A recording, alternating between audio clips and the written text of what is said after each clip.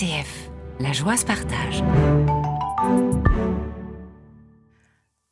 Qu'est-ce qu'on est bien sur les hauteurs de Marolles, dans la fraîcheur du matin, ça va peut-être pas durer parce que le soleil Ça va pas arrive. durer.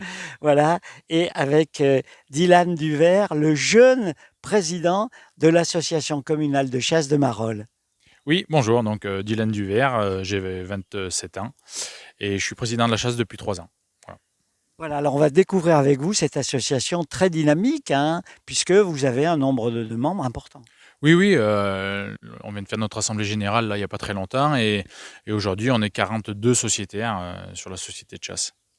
Vous, la chasse, c'est depuis tout petit. Comment vous avez découvert ce... Alors, on dit quoi? Un sport, un loisir? Dans quelle catégorie on peut classer la chasse? Ça dépend un petit peu de chaque personne, je pense que c'est et un sport et un loisir et surtout une passion.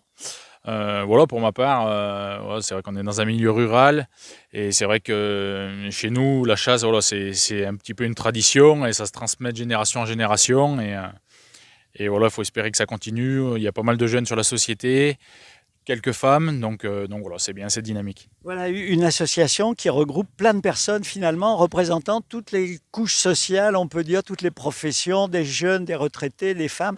Il y a une vie conviviale forte. Oui, tout à fait. Il y a vraiment, voilà, comme je vous ai dit, il y a des jeunes qui, même qui sont en chasse accompagnée, qui n'ont pas encore le permis de chasse. Chasse accompagnée, alors dit. Alors, ça veut dire qu'à partir à partir d'un certain âge, 15 ans, les jeunes peuvent être accompagnés d'un chasseur qui ait déjà le permis de chasse pour pouvoir chasser librement, un petit peu comme la conduite accompagnée pour la voiture. Et voilà, ça lui permet de découvrir un petit peu la chasse et puis de commencer à apprendre tout ce qui est sécurité, voilà, formé par un chasseur. Quand vous dites qu'on peut chasser à partir de 15 ans, alors avec une catégorie d'armes précise, avec des gibiers précis, on va pas chasser du sanglier à 15 ans. Alors si, en battu, ça veut dire que le jeune qui sera en chasse accompagnée sera posté avec un chasseur expérimenté, on peut dire, et donc ce sera lui qui va tenir l'arme. Alors bien sûr, sous la surveillance du chasseur expérimenté, hein, c'est lui qui sera à son poste.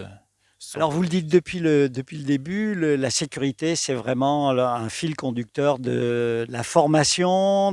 Ce permis de chasse, c'est pas juste un papier consigne, hein. Non, non, non. On voit votre sourire, hein. Non, non, du tout. Non, non, c'est vraiment un examen. Alors, il y a déjà 2-3 jours de formation avant de passer le permis. Donc, il y a une épreuve pratique où c'est très évalué donc, sur la sécurité.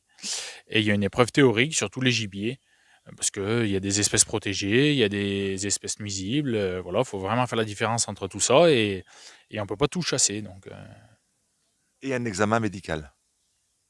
non, pour le moment, il n'y a pas d'examen médical. Euh, Peut-être qu'à l'avenir, ça en sera un, c'est possible. Mais à l'heure actuelle, non, il n'y a pas d'examen médical pour pouvoir chasser. Et vous avez dans votre société des jeunes chasseurs accompagnés qui apprennent. Alors là, on en avait un l'année passée qui là, a passé son permis de chasse. Il a son permis. Il a son permis. Donc il pourra chasser seul. Voilà.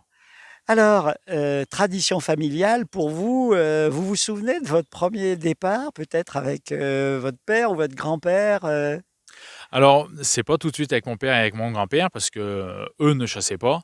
Voilà, c'est plutôt avec des cousins ou Et vous aviez quel âge? Moi, j'avais 14, aux alentours de 14-15 ans. Parce qu'avant ça, j'avais d'autres sports Bien sûr. et voilà. Mais oui, sur les coups de 14-15 ans, ouais. Alors, vous êtes retrouvé assez rapidement et jeune président de la société de chasse. Ça veut dire que vous avez accepté des responsabilités qui sont importantes quand même. Oui, bien sûr. Après, je pense qu'il ne faut pas avoir peur de prendre ces responsabilités-là parce que la chasse a une image pas très jolie aux yeux de certaines personnes. Et je pense qu'il ne faut pas se cacher derrière ça, au contraire, et il faut prendre ses responsabilités, faire voir que les jeunes s'investissent dans la chasse, que la chasse évolue, voilà, je pense que c'est bien qu'il y ait des jeunes chasseurs qui prennent des responsabilités au sein des sociétés. Alors, on chasse pas toute l'année. La chasse n'est pas ouverte toute l'année. En dehors de cette période de chasse, on les a rencontrés plusieurs fois, entre autres pour des opérations de nettoyage de bord de Loire. C'est un petit peu votre activité, c'est remettre en état les sentiers, nettoyer tout ce qui peut traîner dans les chemins. Oui, oui, voilà, c'est vraiment l'ombre en fait de la chasse. C'est ce que les gens ne voient pas toujours. C'est que voilà, on ne va pas juste tuer des animaux. C'est aussi respecter la nature, faire de la dépollution, comme vous avez pu le dire. Euh, voilà, c'est aussi faire de la protection. C'est un ensemble de choses qui, bien sûr, ne se voient pas tous les jours, mais voilà, l'entretien des chemins, la remise en état des cultures, c'est en cas de dégâts de gibier. Voilà, Toute l'année, donc. c'est vraiment une passion toute l'année. Voilà, ça s'arrête pas à l'ouverture le 15 août, à la fermeture fin février. Voilà, c'est vraiment une activité complète toute l'année. Alors, on est sur les hauts de Marolles avec le terrain de foot derrière nous, un magnifique terrain de foot, Jean-Marc. Un magnifique terrain avec un soleil magnifique aussi. Et puis, eh ben, Et alors, les derrière bois nous, à quelques les mètres. bois tout autour, surface de votre enclos de chasse, protection. Alors, pour la chasse au gros gibier, on est en entente avec la chasse de Montarcher. Donc, on chasse en fait sur 2 communes. Donc, ça représente environ, ça va représenter sur les 2 communes un petit peu plus de 2000 hectares. Ah oui, Voilà. c'est une surface impressionnante. Oui, oui, bah c'est une jolie surface de chasse. Voilà, pour faire un petit peu de gestion, tout ça, il faut quand même un gros territoire de chasse. Donc, c'est ce qu'on essaye de faire. On écoute derrière nous, nous on les voit à la radio, ça vous les verrez pas, mais je vous promets qu'ils sont là. Vous avez aussi installé un stand de ball trap où on se fait plaisir. Alors c'est quoi le ball trap? Oui, oui, alors comme toutes les années, mi-juin, là, on organise notre ball trap annuel. Alors le ball trap, c'est pour nous avant tout un loisir, un moment de détente, mais c'est aussi un vrai sport. Un sport qui est disputé aux Jeux Olympiques. C'est Les Français sont pas mauvais d'ailleurs. très bon même. Donc voilà, c'est vraiment un vrai sport. Nous, on ne le prend pas comme un sport, on le prend vraiment comme un loisir. Voilà, là, c'est juste. En fait, c'est des lanceurs automatiques qui distribuent des plateaux en argile. Et le but, pour les chasseurs ou non chasseurs d'ailleurs, parce que c'est ouvert à tous, c'est de casser le maximum de plateaux d'argile. Voilà. Et ils partent un peu dans tous les sens et c'est assez C'est rigolo. c'est Faut aléatoire. c'est un peu comme avec le gibier, il faut avoir de bons réflexes. C'est exactement ça. C'est exactement ça. Ils partent de façon aléatoire, un coup à gauche, un coup à droite, un coup en haut. Donc voilà, faut être attentif. Voilà. Alors, on a évoqué ce qui se passe en dehors des périodes de chasse, où la chasse est ouverte, mais alors maintenant, il y a quand même des périodes où la chasse est ouverte. C'est à peu près de quelle période à quelle période? C'est la préfecture qui détermine d'ailleurs. Oui, oui, oui, c'est un arrêté préfectoral. Sensiblement, c'est toujours à peu près les mêmes dates d'ouverture. Alors tous les gibiers n'ouvrent pas en même Bien temps, sûr. mais l'ouverture pour le premier gibier, ça sera au 15 août. C'est l'ouverture pour les battues au sanglier. Et la fermeture du petit gibier, c'est les fermetures à la bécasse fin février. Voilà. Donc c'est essentiellement à l'automne et Voilà. début de l'hiver. Avec la préfecture qui peut prendre des arrêtés, si au cas, on l'a vu il y a quelques années avec des problèmes climatiques, pendant quelques semaines, interdire la chasse de tel et tel gibier pour protéger l'espèce. Oui, oui, tout à fait. La préfecture a pouvoir de stopper même la chasse si jamais elle le décide. Je pense, par exemple, à certains gibiers comme les gibiers migratoires tels que le canard, tout ça, quand il y a eu des problèmes de grippe aviaire ou de choses comme ça, c'est une chasse qui avait été stoppée pendant quelques temps pour pouvoir pallier à cette maladie.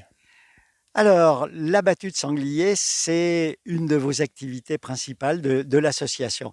Alors, ça se passe comment la battue? Parce que on a l'impression, bon, ça y est, qu'on marche tranquillement dans la forêt, puis que le gibier, il arrive en face, là, hein. Alors, c'est pas du tout ça. Racontez-nous. C'est une vraie aventure. Oui, oui, ben ça commence le matin de bonne heure. Il y a une dizaine de personnes qui disposent de chiens de pied, qu'on appelle. Chien de pied. Oui, alors c'est un chien qui est dédié vraiment à ça, qui a des capacités à rapprocher en fait le parcours du gibier de toute la nuit jusqu'à arriver à l'endroit où c'est qu'il est remisé le matin. Remisé, c'est-à-dire? C'est l'endroit où c'est qu'il va s'arrêter parce que le gibier court essentiellement la nuit et très peu la journée. Donc la journée, enfin voilà, arrivé la levée du jour, là, il va s'arrêter dans un coin et le chien voilà, va retracer tout son parcours de la nuit, arriver à la remise. Et dans ce cas-là, c'est une fois qu'on a trouvé la remise. Alors, deuxième étape maintenant. La deuxième étape, donc un petit rendez-vous au local et puis c'est parti. Combien de chasseurs? Oui, c'est ça. Souvent pour les battues, on est une vingtaine de chasseurs à l'après-midi à la battue, une dizaine le matin pour faire le pied. Voilà, une fois qu'on a trouvé la remise, on se retrouve tous au local de chasse, on casse la croûte, on donne rendez-vous. Ça, c'est important. On casse la croûte. Ça, c'est un petit peu les chasseurs. Un bon chasseur, le matin, il casse la croûte, c'est Parce que indissociable. la journée va être longue. Ah oui. C'est ça, la journée va être longue, on part à 8 h le matin, souvent. Il fait froid. Oui, parce que là, aujourd'hui, il fait beau, mais c'est ça. C'est- Au mois de novembre, il fait pas le climat d'aujourd'hui. Ouais. Oui.